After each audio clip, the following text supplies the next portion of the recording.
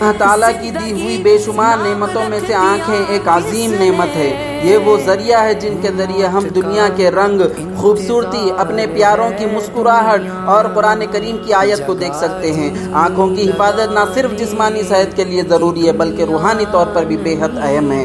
یہی آنکھیں انسان کو جنت کا راستہ بھی دکھا سکتی ہے اور یہی آنکھیں اگر غلط استعمال ہو تو جہنم کی طرف بھی لے جا سکتی ہے۔ قرآن کریم میں ارشاد باری تعالیٰ ہے قُلْ لِلْمُؤْمِنِينَ يَغُضُّوا مِنْ أَبْصَارِهِمْ، مومنوں سے کہو کہ وہ اپنی نگاہیں نیچی رکھا کرے۔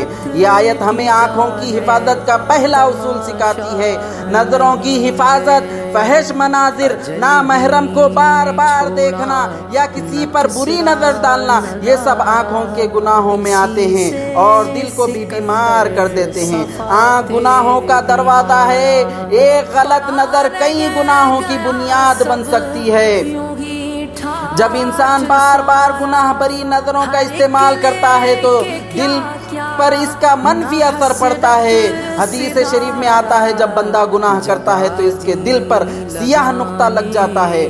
نگاہوں کے گناہ دل کو سیاہ کر دیتے ہیں اور دل کی سیاہی ایمان کو کمزور کر دیتی ہے۔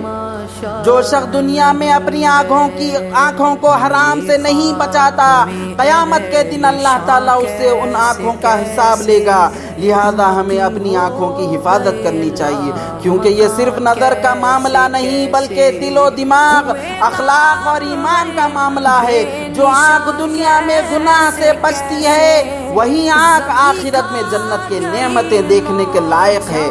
میرے بھائیوں اور بہنوں، آنکھوں کی یہ عظیم نعمت صرف دنیا کو دیکھنے کے لیے نہیں بلکہ آخرت کی روشنی کے طلب کے لیے ہے۔ آئیے ہم سب عہد کریں کہ ہم اپنی نگاہوں کی حفاظت کریں گے، گناہوں سے بچیں گے، قرآن کو پڑھیں گے، ماں باپ کی محبت بھری آنکھوں میں دیکھیں گے اور اللہ کی نعمتوں کا شکر ادا کرتے ہوئے اپنی آنکھوں کو نور ایمان سے منور کریں گے۔ اللہ تعالی ہمیں اپنی نگاہوں کی حفاظت کی توفیق عطا فرمائے۔